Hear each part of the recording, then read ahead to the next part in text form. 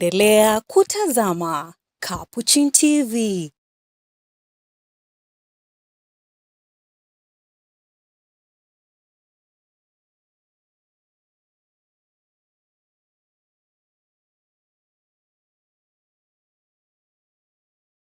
Kitambulisho Katoliki.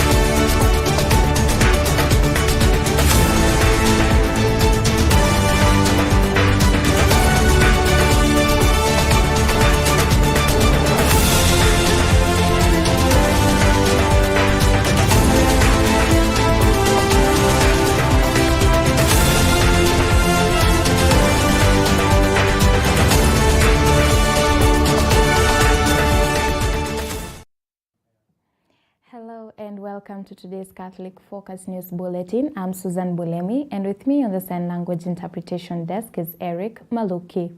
We kick off our bulletin today from the church, whereby the Catholic Church has reaffirmed the central role of young people in shaping its future, saying their aspirations, concerns, and active participation must remain at the heart of its mission.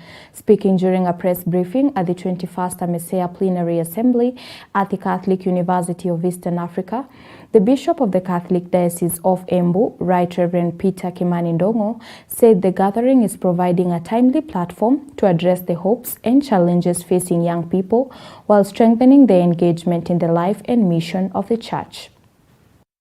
I think this is a plenary that has come at the right time.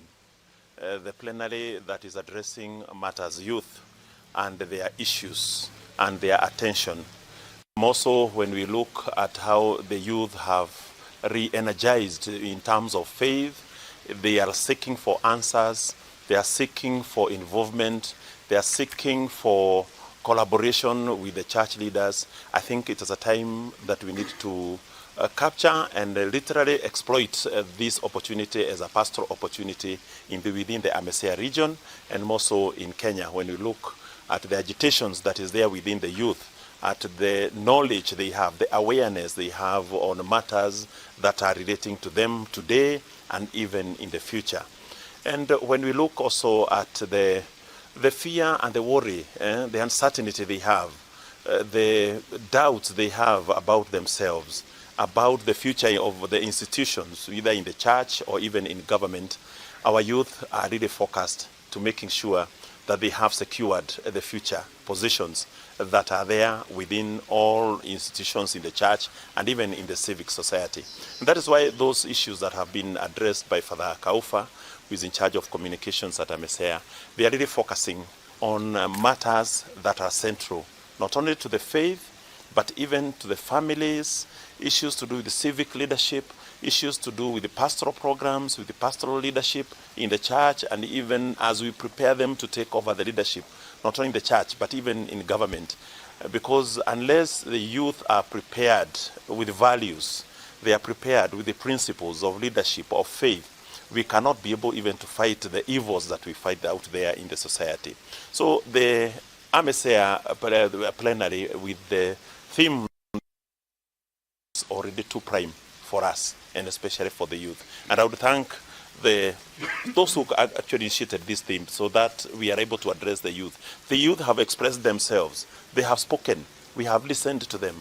It is now our role now to respond to proactively and to act on all those recommendations so that they feel they are part of the church and they are part of the programs that are going on there. And more so reaching out to them at the digital level, because that is the space that mainly they are in, that we are able to address them and look at their issues, and us being prompt in responding to the challenges they are going through. I remember when we had the demonstrations, the Gen Z demonstrations in our country last year in June, and it was a moment of the upper class, upper age people to ask themselves, have we lost the country? Have we lost our institutions?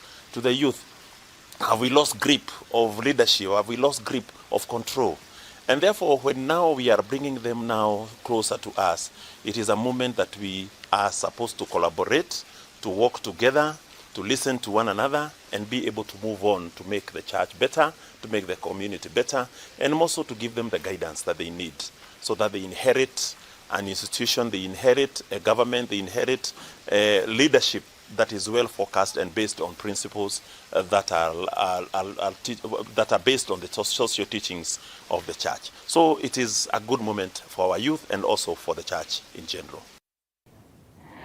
Now we shift our focus from the church to the healthcare sector here in the country. Healthcare services in Kakamega County have been disrupted after healthcare workers from several unions officially began a strike. The workers are demanding better employment terms, promotions, and the implementation of agreements they say have been ignored. Here's Stella Modoni with a full report. Led by the Kenya Environmental Health and Public Health Practitioners Union official Anthony Ngaira and Union of Kenya Civil Servants representative Bernard Otieno, the workers are demanding permanent and pensionable terms for universal health coverage staff, promotions, and the implementation of the existing collective bargaining agreement. It's guaranteed. So we are praying that the government also puts real mechanisms of ensuring that we have public health that is workable. Public health that shall reduce these simple diseases taking our people to the hospitals. That starts by hiring that for every population of 5,000, we need to have one public health officer or one public health technician. The county government of Kakamega has not paid the civil servants all their arrears from 2024 up to now. They have not implemented the salary review for 2025. Yes. Ukiongeza hizo pesa yote ni mingi. SRC waliwaandikia barua wafanye budget. Mpaka sasa hivi hawajafanya budget. We don't want to be speaking as if we don't know where we are going. Other unions will join the strike next week. The ones who are going together, we are supporting them. The unions accused the Kakamega County government of failing to honor previous agreements and called on the national government to take over the management of the health sector, arguing that county governments have failed to adequately address the workers' concerns. Most employees of the county governments would wish to go back to the national government, because the way the county governments manage the human resource at the county level is pathetic. They don't listen to the employees. Employees work as if they are beggars even at the county government. The time has come that we have been begging, but now we are demanding that they sign the CBA. We shall be ready to get back to work as long as they are ready to sign and implement our CBA. Pertaining UHC, we still say the same language. There are people who sacrifice their time during COVID time when it was so risky, and they offered services. They were absorbed through the national government, but there are people, there are our sons and daughters in this county. So as much as we are talking of reconciliation between the MOH and the county government, we feel a goodwill from the county government should be able to absorb this staff. Reporting for Catholic Focus, I am Stella Mudhoni. Moving on, the Law Society of Kenya has reaffirmed that its nationwide boycott of court proceedings remains in force, calling on advocates across the country to stay away from court as it continues to push for greater accountability within the judiciary. Our very own Maureen Kimani reports. The Law Society of Kenya says the nationwide court boycott is being observed across the country, despite the judiciary's assurance that court operations will continue as usual. The court boycott is going on in courts across the country. Many lawyers have heeded the call of the Law Society of Kenya to take out their cases before the courts, and we are gratified that several judges and judicial officers have respected what LSK is doing, and several of our members have done so. Speaking outside the Supreme Court, LSK President Charles Kanjama urged advocates to remain steadfast and comply with the boycott, saying the action is aimed at pressing for accountability and reforms within the judiciary.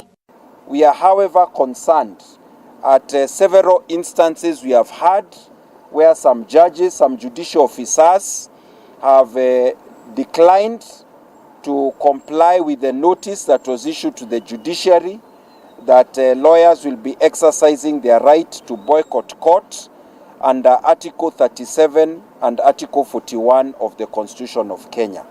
We are still receiving information from our members who are being forced to proceed with matters, and some of whose matters have been taken out with prejudice.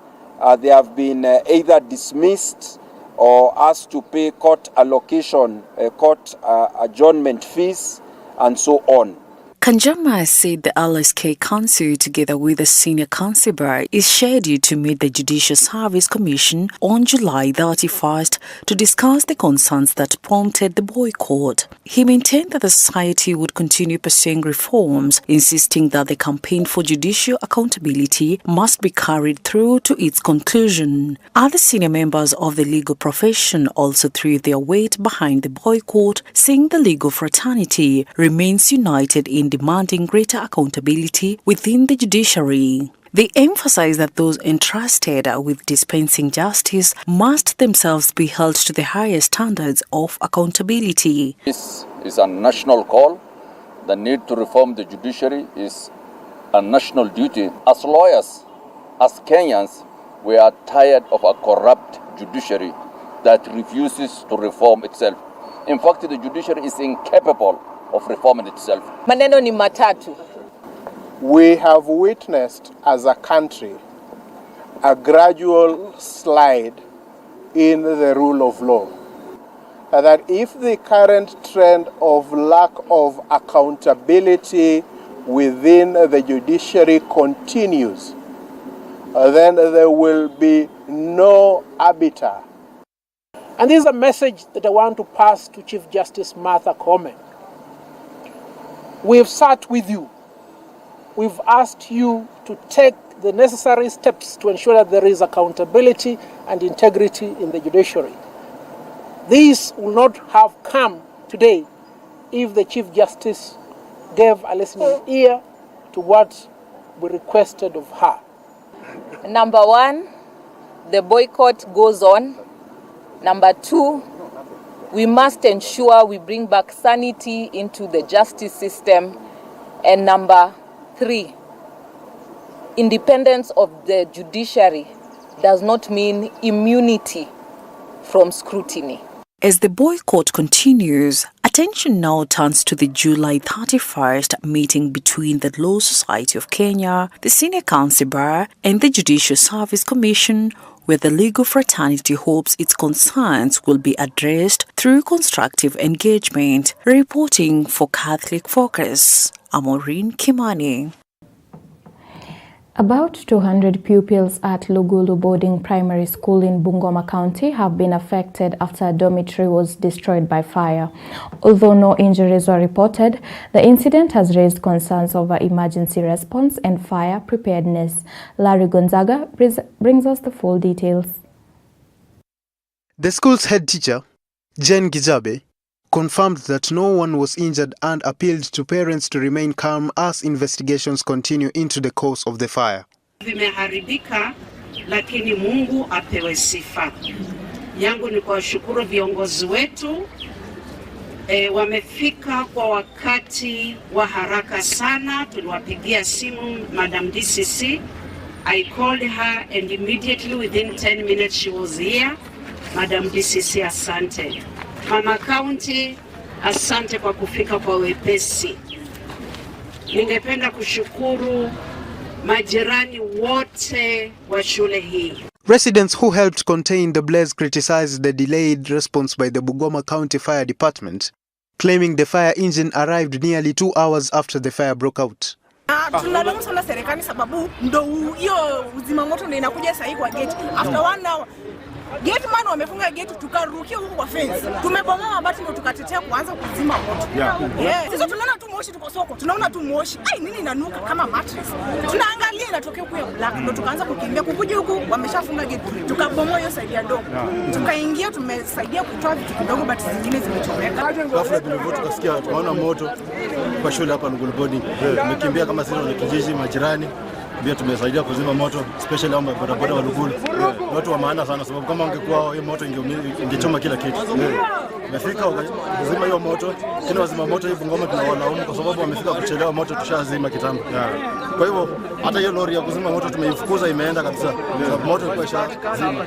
Tena wasirudi. Lakini tungeomba serikali ya kaunti ya Bungoma. Naomba serikali ya kaunti ya Bungoma ya kwamba waimarishe maneno ya kuzima moto.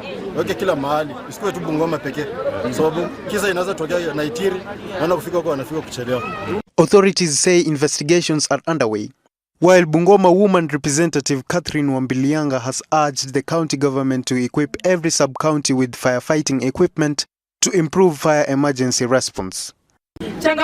Changamoto ambayo nimeona hapa ni wazima moto. 2 hours down the line, gari haijafika shwari. Reporting for Catholic Focus, Capuchin TV, I'm Larry Gonzaga.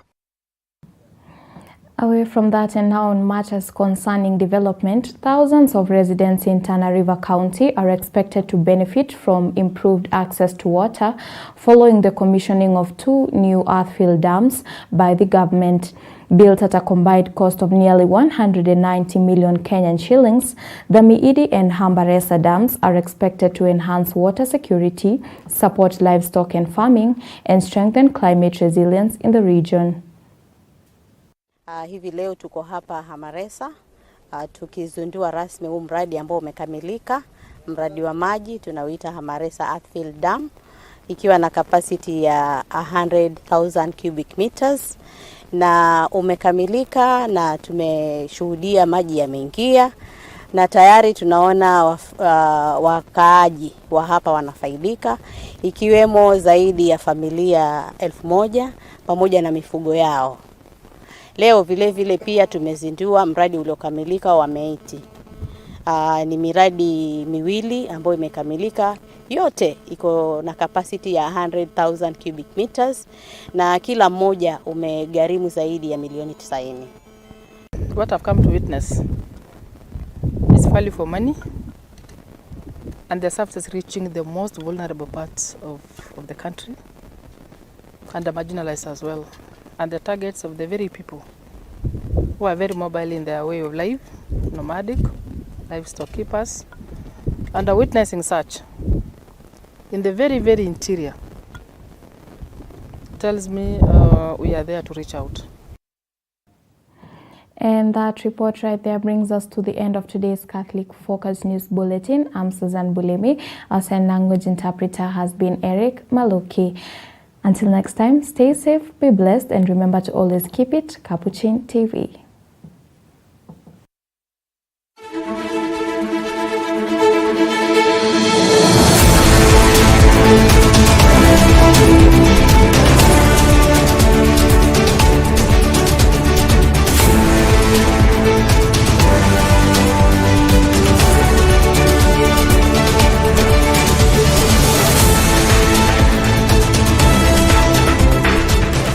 Keep watching Capuchin TV, your staunchly Catholic identity channel.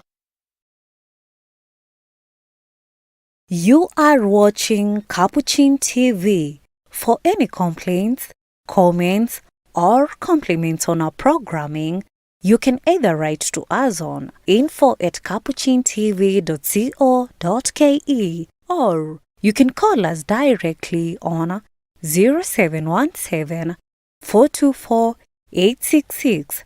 Your complaint shall be addressed within 7 days.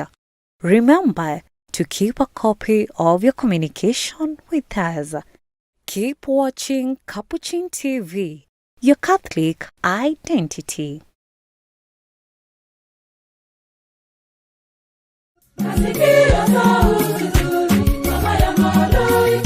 Sauti toka mbinguni, sauti ya Mungu, aniita mimi.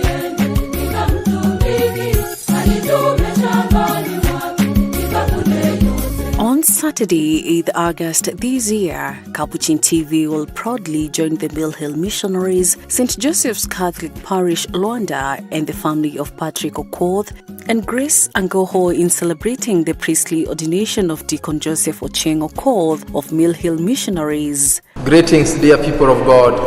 I am Deacon Joseph Ocheng Okoth, a Mill Hill missionary. I want to take this opportunity, first of all, to thank God for the gift of vocation, and also to welcome you to my priesthood ordination, which will take place on 8th of August this year at St. Joseph's Catholic Parish, Luanda, Kakamega Diocese. The Holy Eucharist and the rites of ordination will be presided over by Right Reverend Joseph Obanyi Sagwe, Bishop of the Catholic Diocese of Kakamega, beginning at 10 a.m. Following his ordination, the newly ordained priest will celebrate his first public mass on Sunday, 9th August this year at St. Joseph's Catholic Parish, Luanda. A home Thanksgiving Mass on Monday, 10th August this year at Chulaimbo High School from 10 a.m. and a Thanksgiving Mass on Sunday, 23rd August at St. Aloys Ojula Parish. Capuchin TV extends its heartfelt congratulations to Deacon Joseph Ocheng Okoth,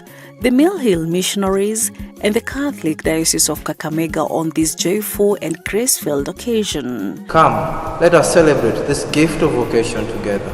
Keep watching Capuchin TV, your staunchly Catholic identity channel. Nakuja kwa